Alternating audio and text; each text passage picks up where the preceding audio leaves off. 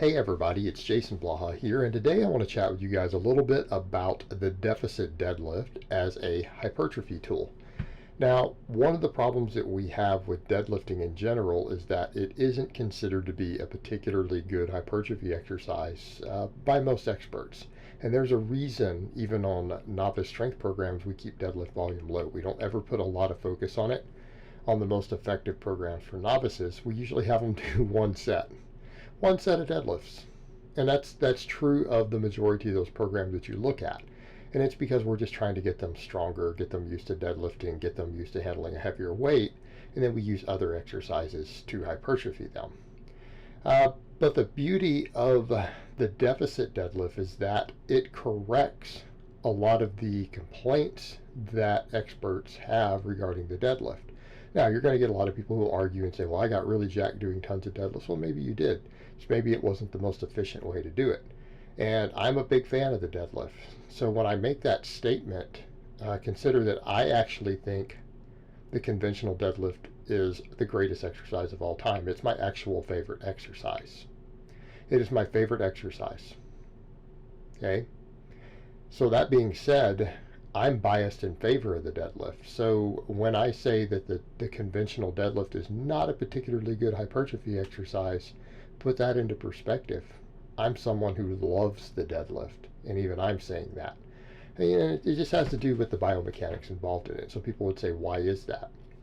A lot of it has to do with range of motion on the joints.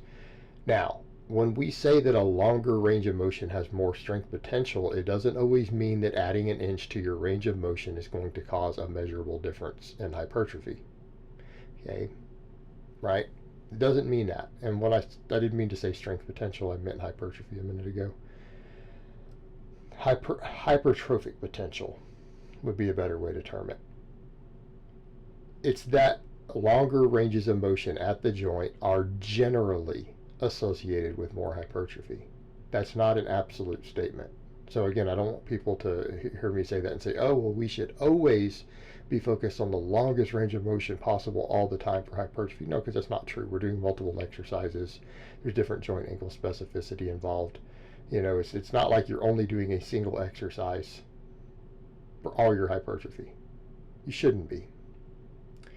So you shouldn't see it from that perspective, but it is generally favorable. The deadlift is really, for some of the joints involved, is kind of a half rep, right? Our knee, the amount of knee movement, right? How much bending of the knee? Relatively little. It works the lats a lot, but they don't really get put through a long range of motion. You can build lats on the deadlift, and we know that for a fact. The deadlift is amazing on EMG studies. As far as muscle activation goes, deadlifts actually trump a lot of rows and chin-ups or lats. But again, it's through a very partial range of motion. The lats don't move that far. Okay. So really, most of our range of motion is hip extension. And even then, it could be taken further. So what happens when we go to a deficit deadlift? All those joints go through a longer range of motion. Okay, we put the lats into a more disadvantaged position in the bottom, and it's still a partial for them no matter what. Our knees have to bend more, so therefore we get a little bit more quad involvement. And deadlifts have been shown to develop quads, but you get a little more quad involvement. Get a little more quad growth. And then the primary joint involved, the hips, we take it through a longer range of motion. In fact, we start getting to a deficit like I'm doing in these above videos, 2.5 inches. We're actually taking the hips through the full range of motion now, right? We're taking them through a full range of motion.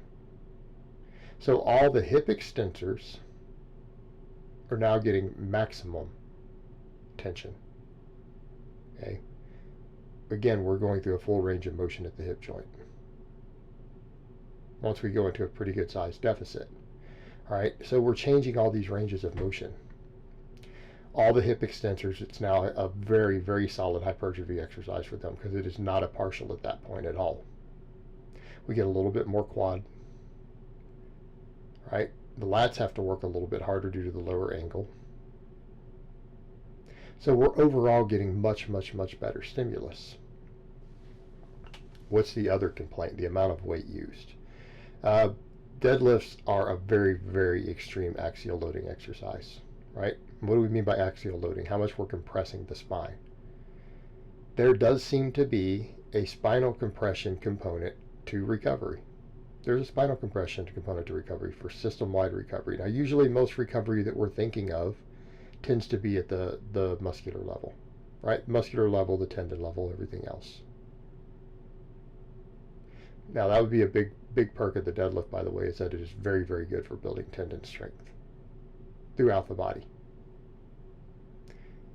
But from a recovery perspective, it doesn't just deal with the localized recovery. It deals with compression of the spine, which seems to affect the peripheral nervous system a bit, right? So in other words, if we do too much axial loading, it's harder for us to exert maximum force in coming workouts. Well, with a deficit deadlift, you can't use as much weight, right? I personally, in my experience, the 2.5-inch deficit, I lose anywhere between 30 and 50 pounds off the lift. And that carries over to the rep work. All right, if we're being forced to use a lighter weight because we just can't lift as much, because again, we're taking everything through a longer range of motion, deeper stretches, what happens to the axial loading side? We're getting less compression of the spine. So when we start accumulating reps and sets, we're not building that same fatigue that impacts things like the peripheral nervous system, right? We're removing that to a larger degree. One of the same things I point out with box squats, we're forced to use a lighter weight on a box squat, but the activation through the muscles is very similar. Okay, so a lot of that carries over. It's the same idea. So because we're reducing the compression on the spine because we're forced to use, 30, 40 pounds less weight, it's easier on recovery. So when we start looking at what's happening here, all the complaints about the deadlift, and I'm not saying you can't use a deadlift for hypertrophy, by the way, I'm just saying it's not necessarily the most efficient thing you could be doing. But those arguments against it start to become minimized when we go to a deficit pull. Because again, we're reducing total weight, we're reducing axial loading. Now this is still a high axial loading exercise because we're still moving big weights and compressing the spine, but it is reduced. We're combining that with longer ranges of motion with more muscle activation. So a lot of the complaints about it being a partial start to become removed. And again, particularly for the primary joint involved, because we have plenty of big exercises that are partial on one joint, but move another joint through relatively full range of motion or close to. But in this case, we can create that situation with a deadlift where it becomes a full extension of the hip, right? Becomes a better hypertrophy exercise because we can get more muscle stimulation with less accumulated fatigue. All right, guys, well, that's really all I have to say on that today. I hope it's been informative, and I will talk to you guys next time.